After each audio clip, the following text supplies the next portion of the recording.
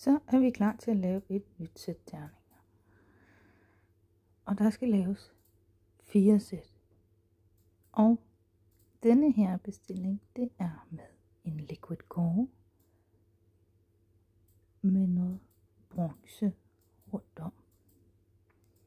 Det her, det er noget UV-resin, som tørrer meget hurtigere end det almindelige resin. Ja, og så har jeg blandet det op og fylder nu formen i og lukker den til. Så tager vi den næste.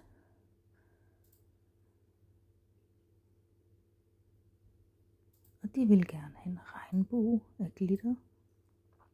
Og her der kommer jeg simpelthen til at bytte rundt på farverne, så jeg måtte lige gøre det om igen, suge det op. Og så hælder jeg det ned i formene. Næste. De vil gerne have 4 slags grønne, solide farver og med sort. Og de vil også gerne have noget glimmer i. Det her det er første gang, jeg prøver at blande glimmer med solide farver. Så jeg er meget spændt på, hvordan resultatet bliver. Så det er det, jeg er i gang med at gøre nu. Jeg var løbet tør for resin, så jeg skulle lige måle noget mere nyt op, som I kan se ude på højre side. Og der skal 2 dele til 1 del. Så lad os sige, at jeg skal have 100 ml af komponent A. Så skal jeg have 50 ml af komponent B. Og komponent B er den, der gør, at resinen kan hærde. Og det, der sker, det er, at det simpelthen bliver så varmt, at det til sidst størkner. Og det er det, hærderen gør. Det er derfor, den har navnet hærder.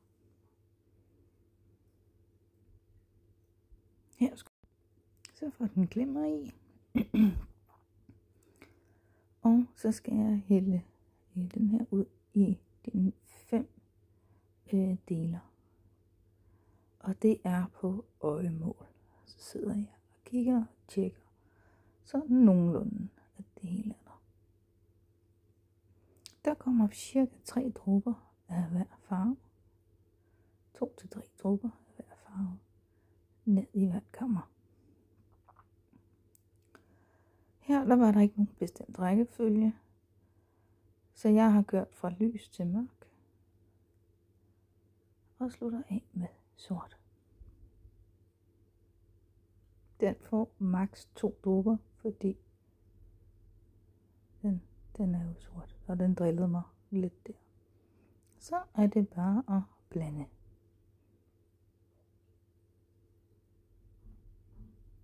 Og jeg må nok sige, at jeg synes virkelig, det er nogle flotte farver, vi kører med i alle bestillingerne.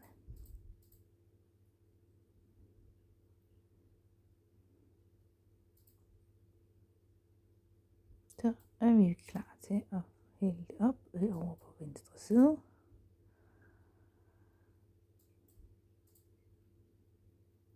Og jeg prøver at se, om jeg kan få det ud samtidig med hinanden. Og så laver jeg sådan en slags twirl. Cirkler nede i, for at få det gode rundt. Og til sidst tager jeg låget med, for at være sikker på, at der ikke kommer nogen luftbobler. Så sætter jeg over til de andre former. Og så går vi i gang med den næste. De vil gerne have noget med en sky og noget folie indeni og en helt almindelig lysblå farve.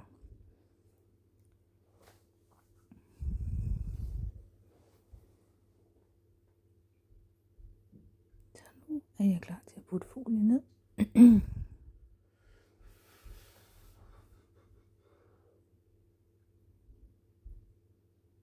Og nogle af stykkerne var lidt store, så det må jeg lige rive over.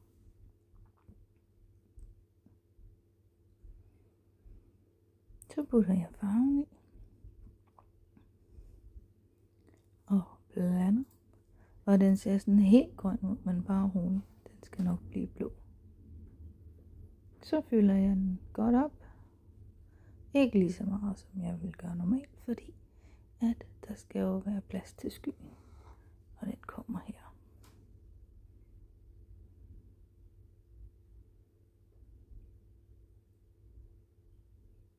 Så prøver jeg en pipette og sætter ned og laver sådan nogle cirkulære bevægelser. Det er meget svært at se, men det er desværre det tætteste på, jeg kan komme, uden at min hånd er helt i vejen. Ellers så ser man bare min hånd. Og det samme låget for os lige en tur. Og så er den færdig og klar til at komme i pressure potten. Det her er pressure potten, og jeg er i gang med at fylde den op med luft med min kompressor. Med min lille mini-kompressor faktisk. Den skal op på cirka 30 psi.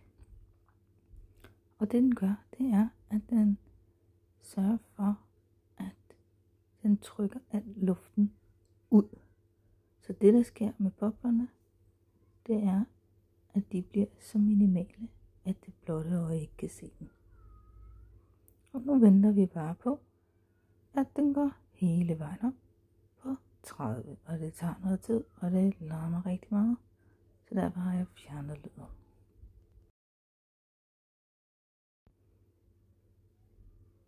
Og så skal den stå i 16 timer. Godt. Så er vi nået til, at der er gået de her 16 timer, og luften tages nu ud af pressure potten. I kan se, at den falder her.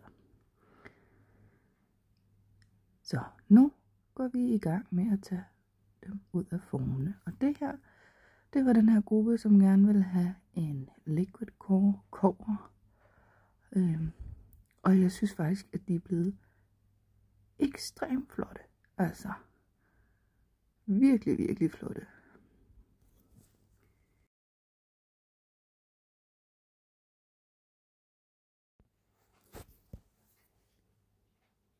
Ja, så går vi i gang med det næste, som var den her sky-effekt med noget folie indeni. Og jeg synes også, de er blevet virkelig flotte.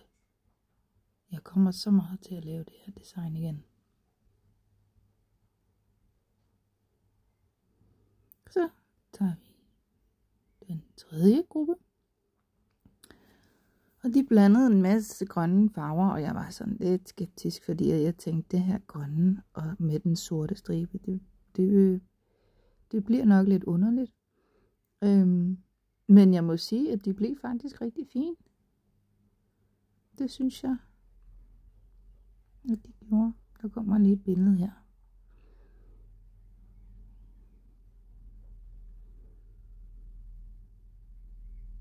Så går vi i gang med den sidste gruppe, som vil have en regnbuefarve. Og wow, hvor er der bare pang på det her glimmer her. Altså, jeg er jo helt blæst bagover. Dem kommer jeg også til at lave igen. Mange tak for alle de fine inspirationer. Nu skal 3. klasse selv få lov til at male terningerne.